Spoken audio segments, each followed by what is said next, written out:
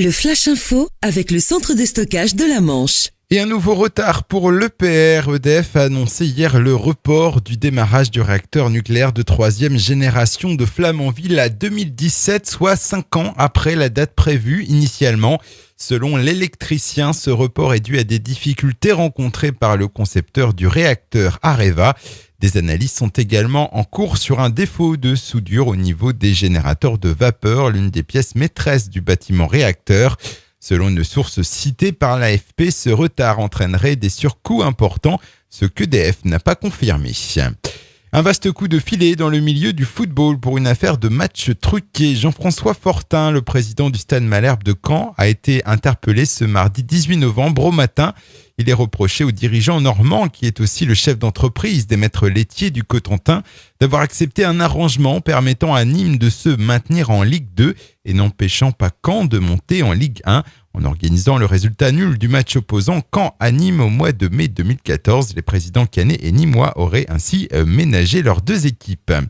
Justice, l'accusé du premier procès de la 4e session des Assises de la Manche a été condamné hier soir au bout de 2 jours de procès à 7 années d'emprisonnement. De la région de Coutances, cet homme de 41 ans était accusé de viol et d'agression sexuelle sur une fillette de 8 ans et un garçon de 4 ans, enfant de sa compagne. Aujourd'hui s'ouvre un nouveau procès concernant 3 personnes. Il s'agit une nouvelle fois d'une affaire de viol et d'agression sexuelle commise sur la région de Cherbourg en 2012. Les contrôles routiers se poursuivent dans l'agglomération de Cherbourg, menés les 17 et 18 novembre à Cherbourg, mais aussi à Tour-la-Ville, à Équeurdreville et à la Glacerie. 450 véhicules ont fait l'objet de contrôles pour 55 infractions relevées, dont une quarantaine d'excès de vitesse significatifs. Et puis décès de la doyenne de Basse-Normandie, Jeanne Marin, a succombé des suites d'une bronchite dimanche dernier dans sa résidence des Petites Sœurs des Pauvres à Caen. Elle avait 110 ans. C'était la 25e personne la plus âgée en France.